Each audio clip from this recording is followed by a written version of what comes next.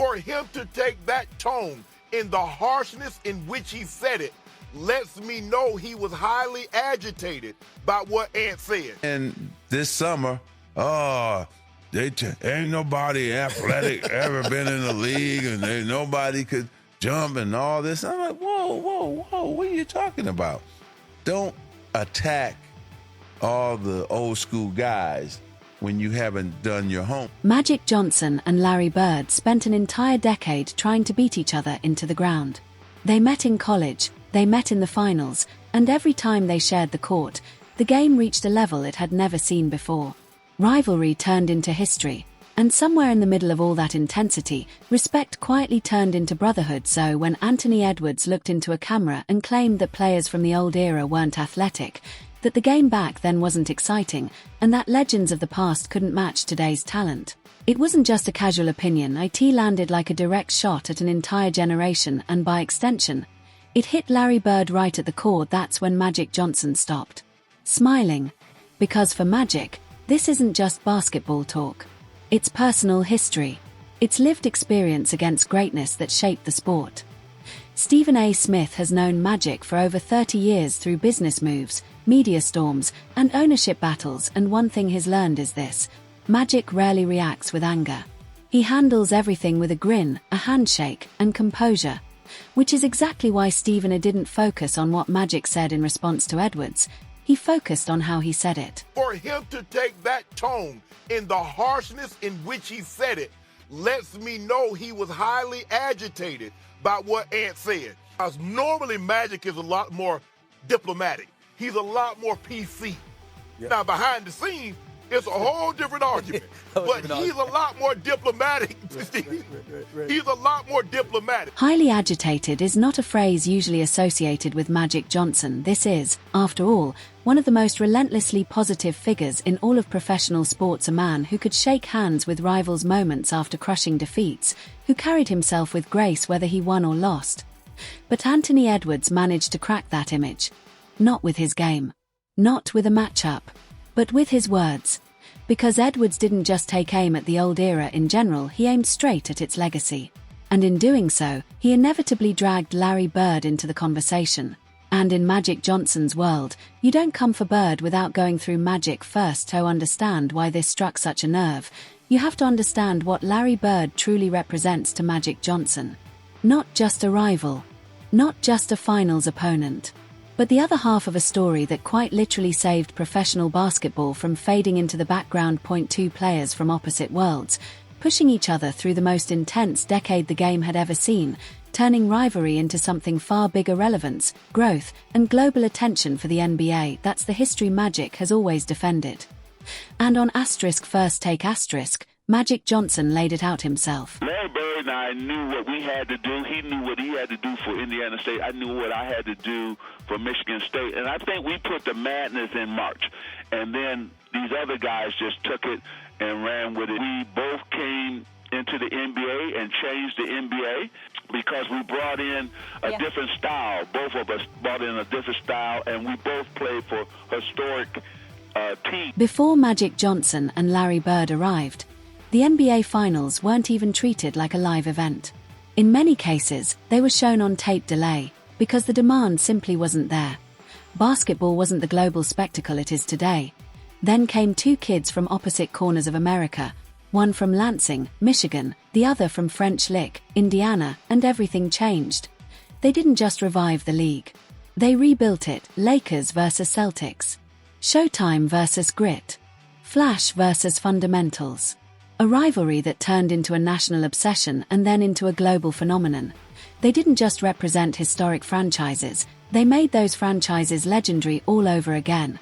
Every player in today's NBA, including Anthony Edwards, is performing on a stage that Magic and Bird essentially constructed from the ground up. So when Edwards casually dismissed that era as not athletic or not exciting, it wasn't just a generational comment. It sounded, to some, like he was ignoring the foundation itself, and that's where this stops being a normal debate about eras. Because Magic isn't defending his own legacy here, he's defending Larry Bird. The man who couldn't jump like Jordan or run like Magic, but still dominated everyone in his path. Not through physical superiority, but through basketball IQ, toughness, and a competitive fire that bordered on ruthless. Bird was the ultimate argument against the idea that greatness is purely athletic. He proved you could control the game without fitting the modern definition of explosive. So when Edwards dismisses that entire era, he isn't just questioning past players, he's challenging the very traits that made Bird iconic. And when Magic appeared on Byron Scott's *Fast Break* podcast, what came out wasn't polished diplomacy. T was something else entirely. T was a warning. You made a comment about Anthony Edwards a while back, who had some things to say. Right. About the old school heads. Right. Yeah, about the old school heads. And again, you youngsters, y'all better understand. They don't know. Come on now. Yeah. Just chill out with that. Yeah. I'm just saying, you're going to run up on one of these old heads. Get handled. Coming from Magic Johnson, a man known for his warmth, his smile, and his refusal to ever sound threatening, those two words hit differently. They carried weight. Not anger for the sake of it, but something sharper, controlled disappointment mixed with firm correction, and he wasn't done. Because when Anthony Edwards' specific claim came up, the idea that nobody from the old era was truly athletic, Magic didn't dismiss it casually. He responded like a man setting the record straight, point one name at a time. Not debating. Not speculating. Listing. Like he was reading off evidence in a case that had already been proven on the court decades ago. Then this summer, ain't nobody athletic ever been in the league, and nobody could jump and all this. I'm like, whoa, what are you talking about? Don't attack all the old school guys when you haven't done your homework. First of all, there have been athletic guys. First of all, Michael Jordan. Yeah. Kobe. Dr. J. Yeah. Kobe. Clyde Drexler. Yeah. I can keep going. Yeah, it's a lot of guys. David Thompson, even before all of this. Jordan, Dr. J, Kobe, Clyde Drexler, David Thompson. Each name landed like a body shot, delivered one after another, undeniable in their impact. But notice what Magic Johnson didn't dude. He never brought up Larry Bird. Because he didn't have to. Bird's greatness was never defined by verticals, wingspans, or highlight athleticism. It was defined by something far harder to measure: winning. And that's exactly where Magic's point cuts the deepest. No championship at any level. Not college. Not even the kind of early dominance that usually signals greatness. Yet Anthony Edwards is speaking as if he can erase an entire generation of legends. Larry Bird didn't dominate the league with speed or explosive athletic tools. He did it with precision, intelligence, and an unshakable competitive edge. 3 straight MVPs. 3 championships. 5 finals appearances. A resume built without the physical advantages Edwards so often emphasizes in today's game.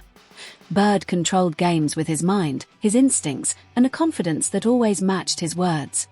And Magic Johnson understands that better than almost anyone alive because he spent a decade on the other side of it. So when someone who has never reached that championship level dismisses that entire era, it doesn't just sound wrong to Magic, it sounds personal, not for himself, but for Larry Bird, and everything that era represented.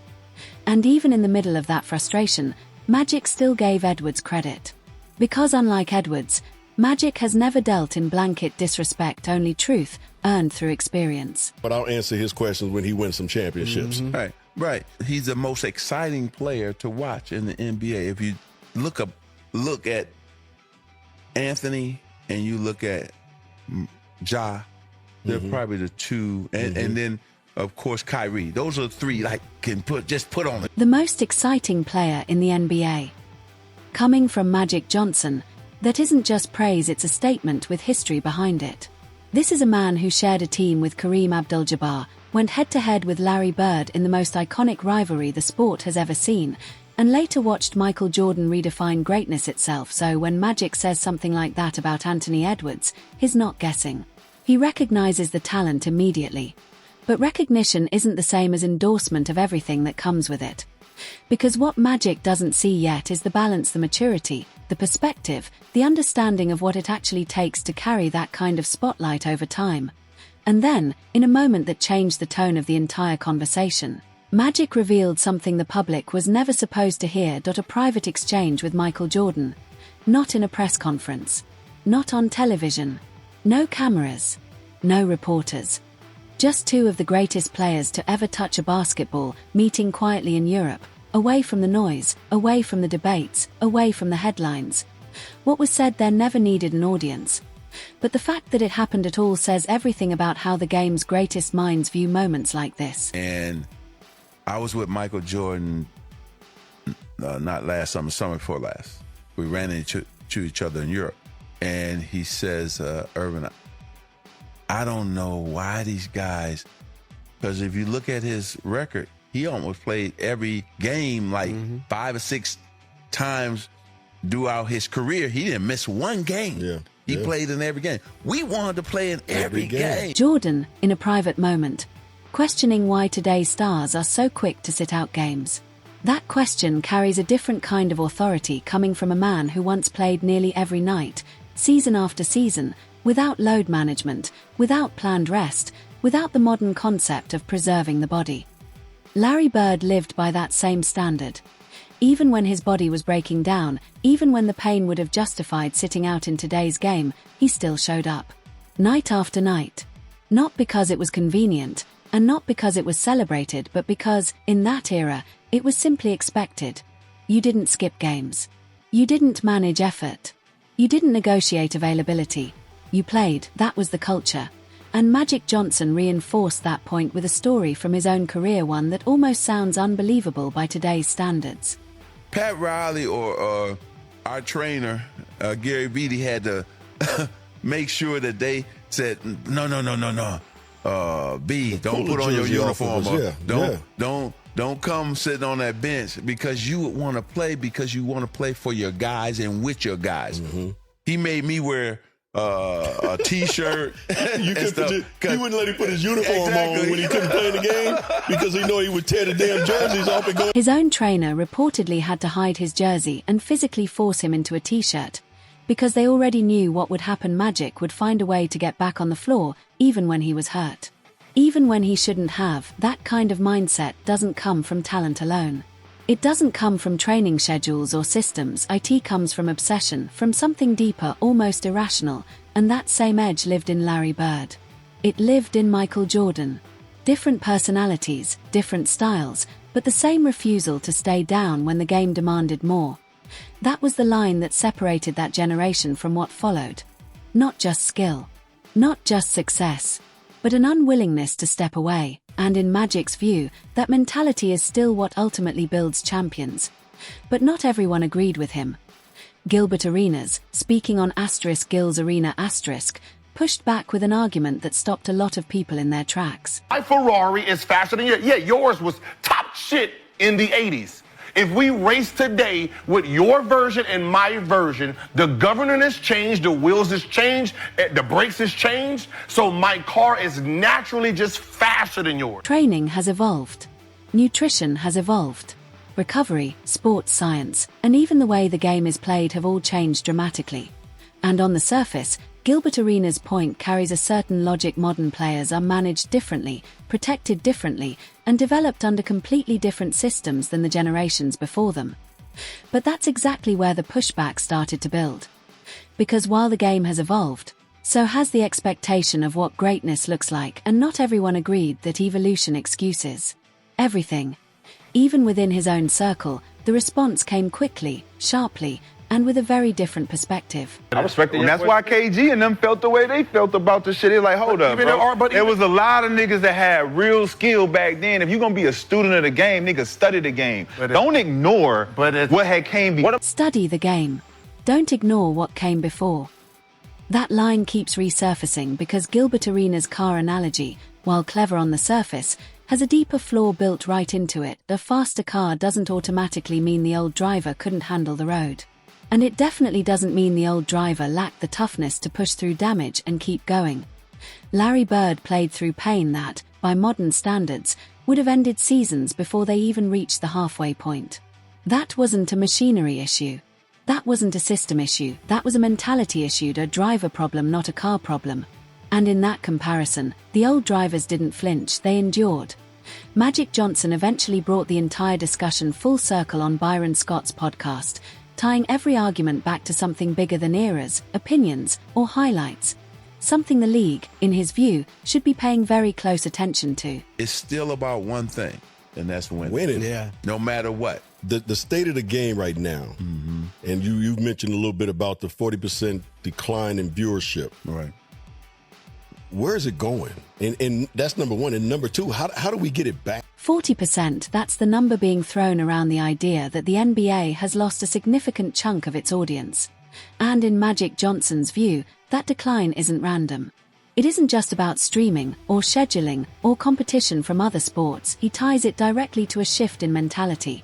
When highlights start replacing legacies, when availability becomes optional, when rest becomes the headline instead of competition, and when young stars speak loosely about the generations that built the league, they're benefiting from something in the audience changes. Fans don't just watch for talent. They watch for connection, for continuity, for respect for what came before, and when that respect feels missing, when the bridge between eras starts to crack, the audience notices. And they don't always argue. They just leave. That's the concern Magic is pointing toward, not as nostalgia, but as warning. Show respect. That's all. Just show respect. I don't want to ever go at nobody. Right. That's not who I am. Right. But if you're going to attack us like, oh, the game was not high flying and as exciting and so on and on, then I got to come back. So, but I'm still a fan. Yeah, and I still watch him because I love his attitude. I love his smile. But here's the part nobody really wants to sit with. The men Magic is defending paid a price this generation will never fully understand. Larry Bird's body broke down so severely that his career didn't end because his mindset faded. It ended because there was simply nothing left physically to give. Years of punishment caught up with him. Magic Johnson's career was changed forever by circumstances that went far beyond basketball. One moment reshaped everything he had built. And Michael Jordan, his obsession, his intensity, his refusal to lose pushed away comfort, peace, and sometimes even distance from the people closest to him. These weren't just athletes playing a game. They were consuming it fully, completely. Health, longevity, personal balance, all sacrificed in pursuit of greatness. So when a young player still building his resume dismisses that entire era simply because the game looks different now or because he brings a different athletic profile, it reveals something deeper. Not arrogance, but a lack of perspective on what actually came before, and that's what made Magic's reaction so pointed. Not because Anthony Edwards attacked him personally, but because he indirectly diminished Larry Bird, the man who didn't rely on speed or explosiveness, but still controlled the sport through intelligence, toughness, and an unbreakable will to win. Magic spent a decade trying to solve that problem. Sometimes he did. Sometimes he couldn't, so he knows exactly what Bird was, and he's not willing to let that legacy be reduced to a conversation about athleticism. Because Magic Johnson isn't holding on to the past out of nostalgia, he's protecting it because it mattered, because it shaped everything that exists today. That rivalry between Magic and Bird didn't just define an era. It transformed college basketball, elevated the NBA, and changed sports television forever. It's the reason the league became what it is today, the stage every modern star now performs on. Magic isn't stuck in yesterday, he's defending the fact that yesterday built today. If you believe Magic is right to defend that legacy, share your thoughts. If you think the newer generation has a point and it's time to move on, drop your opinion as well.